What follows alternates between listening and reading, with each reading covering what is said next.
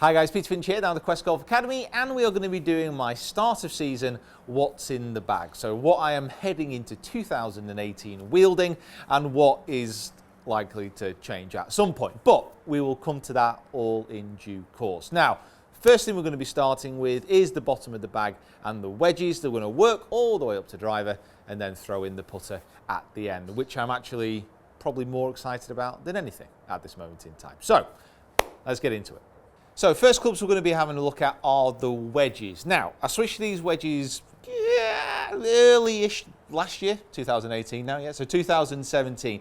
And as far as being the spinniest wedges, I'm not sure, but they are very, very adaptable, which is the real main thing for this. I've got 3 different lofts in the milled grind, so I've got the 52, the 56 and the 60.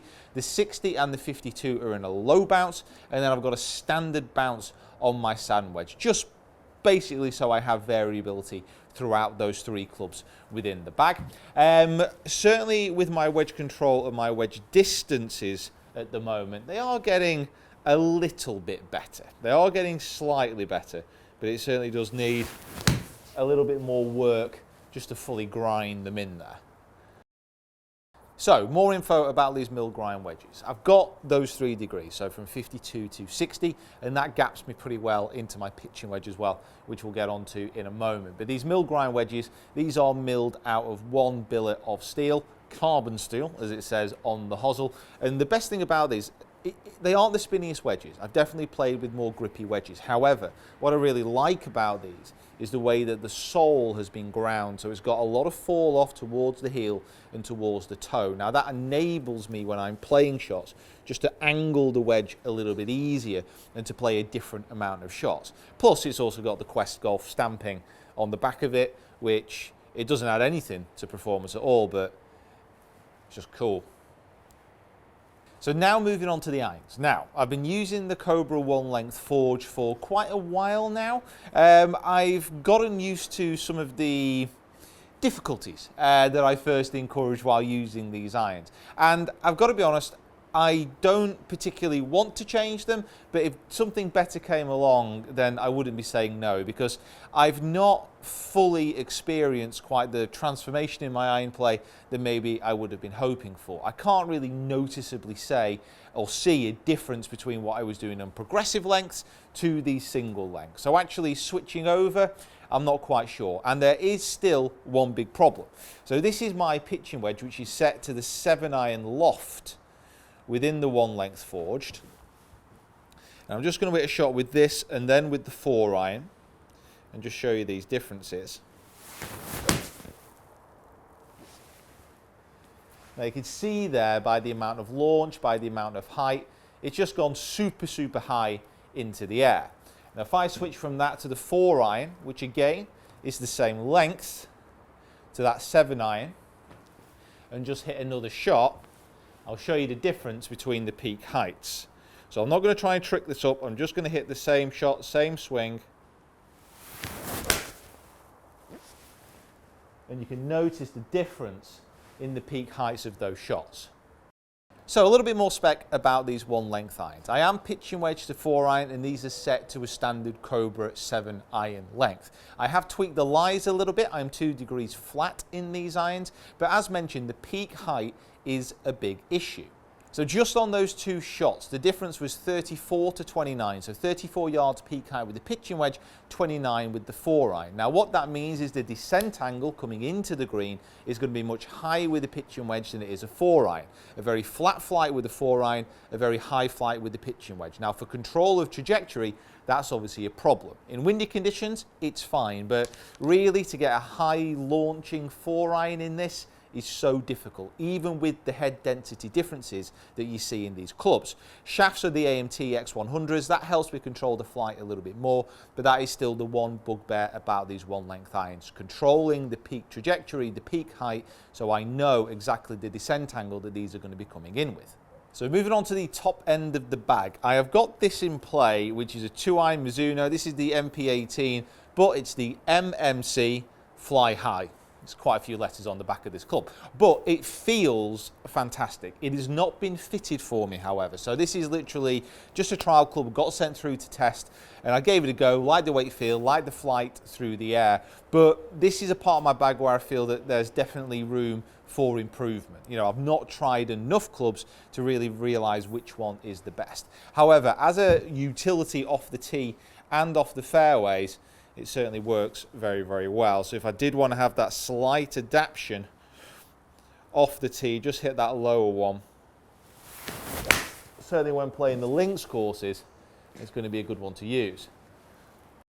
So the driving iron, the 2-iron, whichever way you want to refer to it. This is probably one of the best feeling clubs in my bag, but it's the one that I've been the least fitted for. This is something that I have just tried out myself. The shaft is a stiff one, but it's a KBS Tour stiff. It's not an X stiff. So again, this is something which doesn't quite feel 100% in my hands. However, everyone knows just how good Mizuno irons feel, and I love the look, I love the feel, but at the same time, I'm very much aware that I tell everyone to get fitted, I tell everyone to make sure the club is right for them, and I can't wholeheartedly say that this is 100% the club for me. So this is going to take a little bit more work, a little bit more experimenting, just to make sure that I get exactly the right club at this point in my bag. So, new fairway wood in the bag. Now, this is very early stages, as in it's only been a few days, but testing on the range has been going well. This is the King Cobra F8, and it's got the baffler tech on the bottom, so it's got the rails. Rick's been using a similar model to this last year, but this is the newer version with the carbon crown and all the rest of it. And initially testing's been good. I've had the Ping G in the bag for a while as far as the fairway wood's concerned, and there are some significant differences between the two, but certainly setting this behind the ball, it looks very, very good. It's got exactly the same shaft as my driver as well. And it does absolutely rock it off the face. So, battle of the 3 woods in my bag at this moment in time. Now, I've been using the Ping G for ages now. It's over a year, which is quite a long time in my bag, maybe 2 years. It's cranked down to a loft of 14 degrees. It is not the longest fairway wood in the world by a million miles. 2 distances there, you get what I mean. And it's very battered up now. It's a very spinny 3 wood, so out of dodgy lies and to get the ball getting up in the air, it's not too bad. However, this F8, which I have been trying, it seems to be much better at, first of all, flighting the ball without that much spin, so it keeps it a little bit more boring through the air than the Ping does.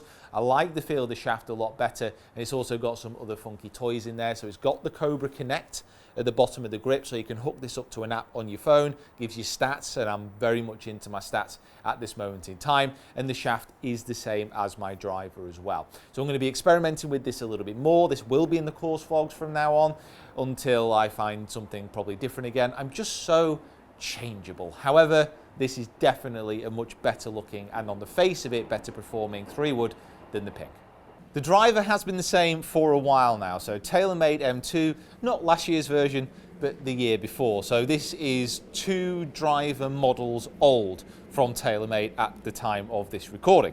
And I have to say, as far as a driver, it is still awesome. It still goes a long way. It's very, very forgiving. I've no reason to switch out of this at the moment in time until I do find something which either offers a little bit more forgiveness, a little bit more control over spin, or a little bit of a boost in distance. But for an all-around performer, yeah, this is definitely still up there.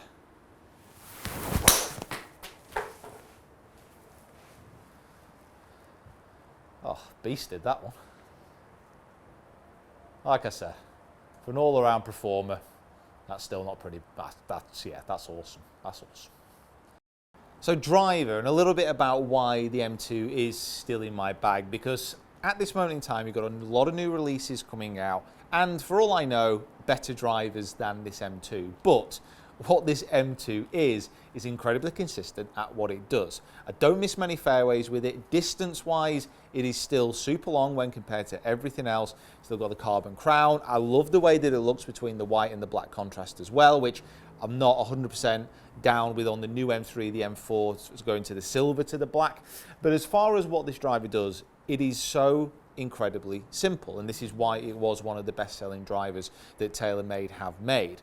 Now, if I switch out of this driver this year, I'm not 100% sure. It's going to take a lot of testing, a lot of goes with other stuff, but for now, this is still up there with the best drivers on the market today. So, putter, and as people know who've watched the channel for a while, I have been switching in and out of putters incredibly quickly in the past 6 months, but I think I found a putter that works for me a little bit better. So this is the Ping Volt, the Oslo version. It's a mallet-headed design, it's milled. It doesn't feel exceptional, if I'm being honest with you, but it sits incredibly square behind the ball. And this putter head, when combined with this putter grip, which I've just put on, now this is the P Tour grip, this is the classic Tour, and the shaft just sits in a slightly different angle in relation to how wide the grip is. Now what this allows me to do is feel that I've got my hands in a completely different position at address. It's just only a small change, but it feels massive, and these two in conjunction actually have given me a really good start to the year in my putting stats. So we're going to see how this progresses throughout the year. And last but not least, the actual bag itself that I'm using for most of this year. Now this is a limited edition Ping Hoofer bag, which you may be able to tell, got from the British Masters. And it is, got my name on it now as well. Yeah, I mean, this is like the best carry bag I've ever had. It's like very cool, very practical, and for once I've actually figured out how to use the straps on a Ping bag, which I've notoriously kind of always hated, but for whatever reason this one feels much more comfortable. Other stuff that you need to know about, balls that I'm using, so TP5, I've been using this all throughout last year. It's still probably the best ball out there for what I need it to do, but bear in mind I'm generally a low spinner of the golf ball. This is a low spinning golf ball, so always bear that in mind when you are trying to choose what you're going to use. I'm using FootJoy gloves. As far as other stuff that was in my bag, the only other thing that I'm really changing and doing new this year is using My Round Pro, just to keep my stats and all the rest of it, and that is something that I'm going to be doing much more videos on as well. Right guys, thank you so much for watching this start of the year What's in the Bag. Hopefully you enjoyed having a little bit of a rifle through there. Like I said, that might be subject to change at some point within the next few months, but we will see what becomes available and what I like the look and feel of. But while you're here, make sure you subscribe to the channel, follow me on my other social media platforms as well, which are all linked in the description below. Comment below as always, love to know what you guys think, and we'll see you down here next time.